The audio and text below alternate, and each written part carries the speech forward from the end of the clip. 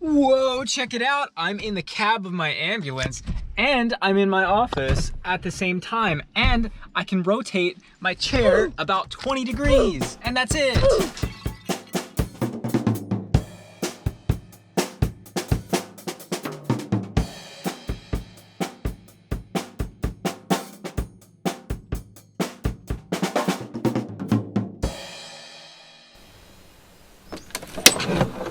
Hello, my ecological fiends. My name is Cedar, and I live in this ambulance with my partner.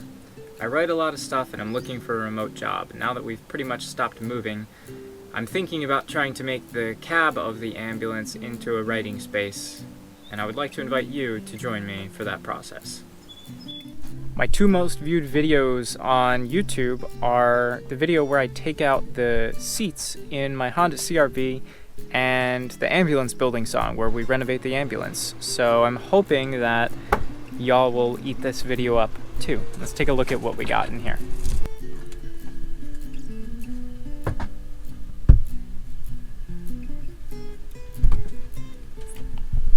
The first thing that you're going to want to do is empty the cab of all snacks. For me, this was quite a lot as we had just gotten back from a major cross-country road trip. We're going to start underneath the passenger seat, and you're going to remove your rock collection, and I mean all of your rock collection. For me, I have this piece of a pyroclastic bomb here, which is an igneous... Sorry, never mind. We're not here for geology, not a geology video. What you're going to do is remove your rock collection, and you're going to hop underneath the seats with this weird star bit attachment for a ratchet that I don't know what it's actually called, and I do apologize that it is so nasty looking under here. We've been fighting off a mouse infestation. That's what all these paper towel looking things are. They're actually dryer sheets, which the mice hate. And I promise I did vacuum for at least an hour before the video started. After you figure out that you were using the wrong size and you find the right size of strange ratchet star bit attachment, come back and you're going to stick that into these little nuts here underneath the seat. But you're going to want to make sure that you go at it from an angle that you cannot get both hands on it at the same time to actually torque it. You're going to go back and forth a few times, still pretty unsure that you actually have the right size. Then eventually you're going to get a little bit of torque on there and you're going to push it back and forth. But with your left hand, make sure you handle it so delicately, like you don't actually want to touch it for some reason. And you're going to want to cock it at about a 70-degree angle around the side there instead of reaching through any holes or making your life easier in any way. Just make it as uncomfortable as possible and kind of jimmy it around. Really, be so delicate about it. Then you're going to find this little yellow box with a bunch of wires in it, and you're going to be really intimidated at first. But once you're through that phase, think about it for a second, and then you'll realize that this controls all of the automatic functions for the seat, as in pulling it forward, pulling it back, and you're going to try and unclip it with your thumb. And as you're doing that, you remember, oh wait, this seat does not go forward or back with an electronic control. It's all manual control. Then you're going to remember, I think I used a tool to unleash one of these things before. But for some reason, I can't get it with my fingers now. And then the little light bulb in your head is going to go off and you're going to go, I better go get a screwdriver to do this. And like magic, as soon as the screwdriver touches the joint there, it disconnects. Almost like you were supposed to use a tool to do that the whole time. Don't get too excited now. We may be 3 minutes into the video, but we're only 2 bolts in. We're still underneath the passenger seat. For this, you're going to get an adjustable wrench, adjusted, and then you're going to stick it in there. But make sure you rotate the camera 90 degrees so it looks like way more extreme, like the ambulance is on its side. And then you're going to stick your arm all the way through the seat and bend it at the most awkward angle until finally you give up. When you return with a vengeance, have your partner hold the camera so you can see at what a strange angle you need to approach this with. You're going to stick your right arm in there and just wiggle back and forth, listening closely, like a locksmith breaking into a vault. Thanks. Yeah. Finally, when you go to take the chair out, you'll realize that perhaps it has sentience because it absolutely does not want to leave this space. It's going to give you a fight, so just keep on twisting it and working it out until eventually it gives way.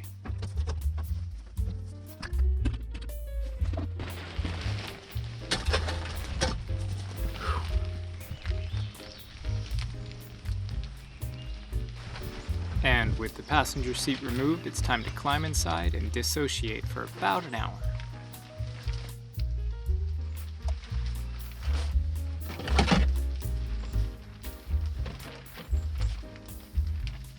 And just in case you were wondering, yes, you can see straight through the bolt holes into the ground below.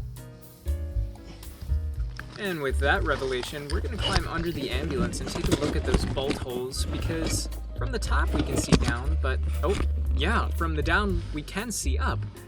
This might act as some sort of access pathway for mice or cockroaches or anything like that, so we're going to work on plugging these with perhaps a cork or something else. Using my big brain, I decided to just plug the holes using the same bolts that I removed to prevent anybody from being able to come inside and try and prevent some heat loss through there. So after you've done that, I hope you're ready and buckled up, because we're going to start undoing the driver's seat buddy, and it's going to take about an hour and a half because there are so many screws and bolts and wires in this thing. It might as well be a discount amusement ride.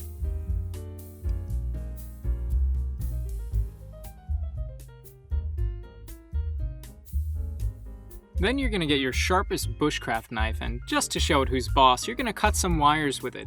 That way, once you're done with this project, you also have to sharpen your knife again. Once you're done with that, show it no mercy and drag it out of there like a corpse.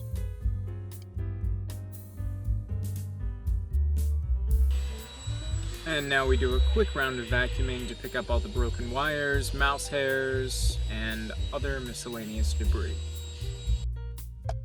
Now, once you're in this space, you'll realize that there's not quite enough room to move around and fit a rolly chair and a desk, which is the eventual goal here. So we've got to move around some wires and some other things. There's this center console here that holds the idle counter and a bunch of controls for the ambulance.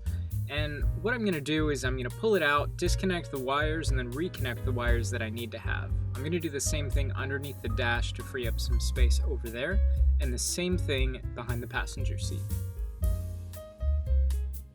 Next, you're going to want to pick up the chair. I found this particular one on Facebook Marketplace for free. This woman was getting rid of it. Her son was living in the garage, and this was his old gaming chair, but lucky for him, he got a new gaming chair for his birthday. And yes, the son is over 18 years old. No shame though. How else are you supposed to save up for a house in this economy? When you do this, make sure you find a chair that just barely fits in your car. Otherwise, it will not work. This chair needs to hold up to the rigors of daily office use, so with that in mind, we decided to do some field tests by tying it to the back of my electric bike and having my partner sit on it while I tried to tow it.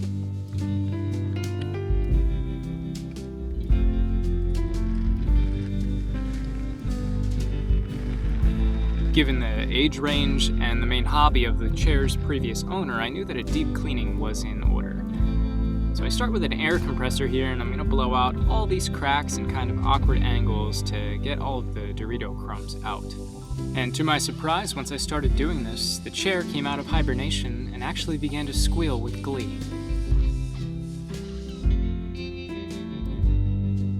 Before you put your chair in there, you're going to want to cover the floor as comprehensively as you can to make it look nicer and to prevent things from falling through different cracks. So what I did here is I went to the thrift store and I picked up a pack of used car mats. Sometimes people will have the foresight to take these out of their cars and donate them before their cars get junked. And that's pretty much what I picked up. It was $8, and that's the first item that we actually bought for this. You could count the gas toward the chair, I suppose, but we're not going to. So you're just going to lay these out to cover up any of the original blank carpeting that's still exposed here and try to make the area as flat as possible.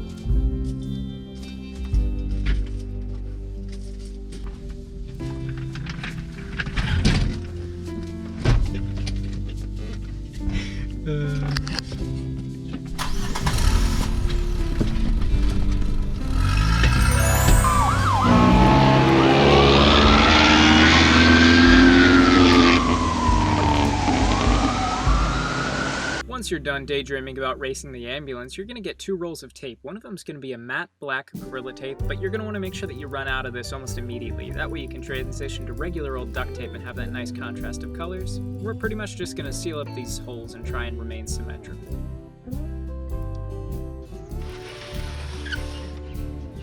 Fortunately for me, one of my landmates collects pallets and said that I could use as many as I wanted.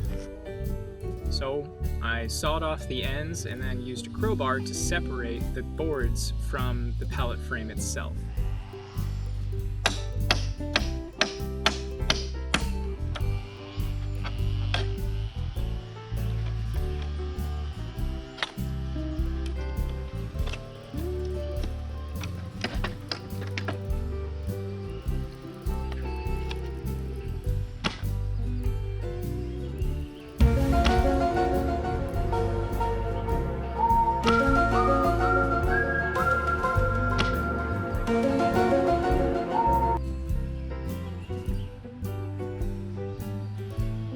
All Sasquatches aside, if you're anything like me, you often speed up the pace of your projects by whacking things with a hammer.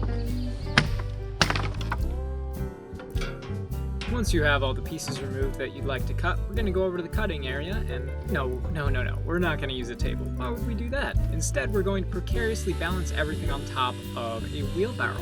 And about halfway through our cuts, we're going to avoid the nails and we're going to realize, something's wrong. The cut didn't go all the way through for some reason. Put down your saw and you're going to rotate the board of wood, look at it in a confused manner, and eventually decide to just keep on cutting from the other angle. And guess what? It doesn't work. Something's wrong. You try to hold down the trigger a little bit harder and look at that, like butter. You're going to want to use the frame of the pallet as the legs for the desk, and then we're going to use the wider pallet pieces as the top to the desk. And when you screw these in using salvage screws, make sure that you choose the absolute smallest bit possible to fit into your screwdriver. And make sure you drop the camera. These are going to go in one by one using the wheelbarrow for support. And then once you get the main frame done, you're going to line up all of the pallet pieces on top of it in the most beautiful way you possibly can. But you're going to get your partner's input on it because they generally have a better sense of style than you do. And they know which color orders look better for some reason, which is cool. It's just nice to have other people around, you know? Once you're there, you're going to clamp the pallet pieces together, and then you're going to drive a nail through the top of each piece to make sure that it stays in place. And you can really start to see the desk coming together here.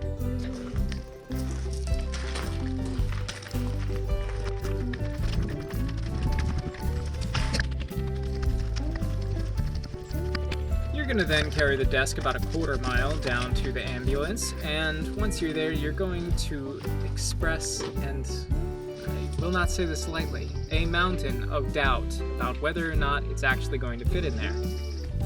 You measured once, you cut twice, and now at the moment of truth, you're just not really sure that it's actually going to make it through the doorway. And with a bit of lumber manipulation, your measurements come true and your plan actually begins to fall into place. Oh god. Huh? Get going. Probably work better if this chair was out of it. Well, because then you can go into that door and turn it. Oops.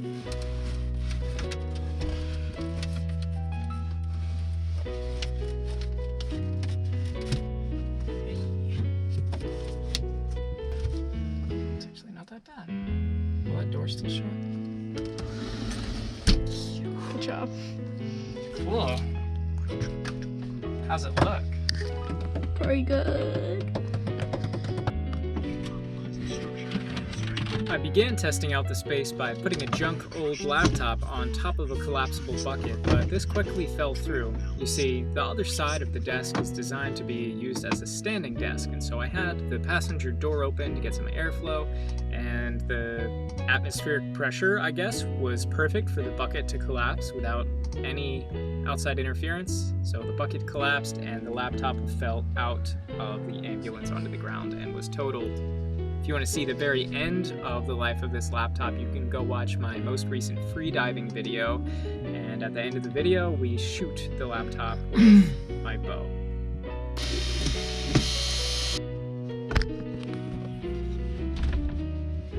With all the main hardware out of the way, the only thing left to do is to decorate and to run power into the home office cab ambulance area. So you're going to want to get a hole saw and you're going to drill through behind this mysterious plate that I am just seeing the inside of now. You're going to drill through into an area that we call the danger room. This is where all the wiring for our whole rig lives. And And rather than doing a hard wire and having to screw with coming out of the inverter and everything, I'm just going to get an extension cord and plug it into the inverter for ease of use. You can see our charge controller and battery monitor here. There's a few shunts. We've got our breaker box in here, and inside this canvas bag is where we keep all of our chargers for things. This is kind of our main charging hub, but once the desk is complete, it'll be nice to have a spot to actually place large things like our vacuum cleaner or my e-bike battery to charge without having to cram them into this closet.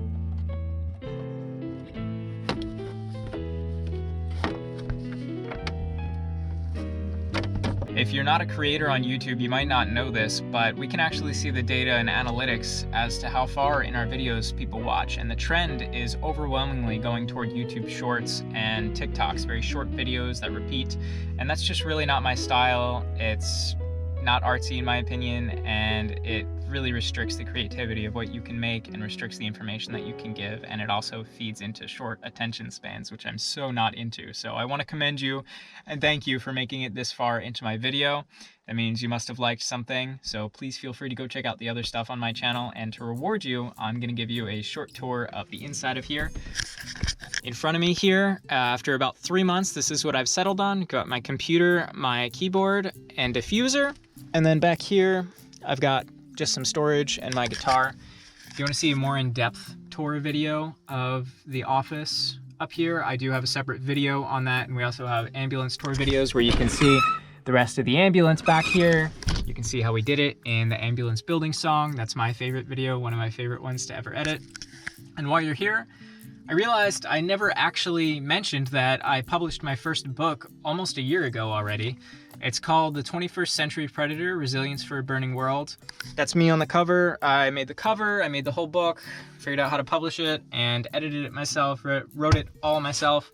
So if you're interested in things like Moab, the desert, coyotes, dogs, guiding, anything like that, you might enjoy the book. I priced it super affordably, pretty much at cost for me.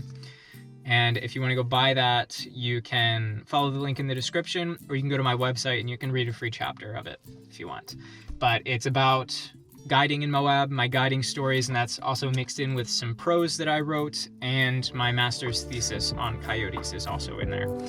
So if you're into me, if you like the stuff on this channel, you'll probably like the stuff in here too. Thank you for watching. I hope you go check out the other stuff. And if you have any questions about any of this, please drop them in the comments below. Once we reach 500 subscribers, which we are rapidly approaching, and that's insane, we're going to do a Q&A, and we're going to answer all your questions if they're good questions. Probably if they're dumb questions too, if I'm being honest. So if you want to hear your name said on the channel, drop a comment, ask something weird, and I will see you later. Remember to stay hungry. Thanks for sticking with me.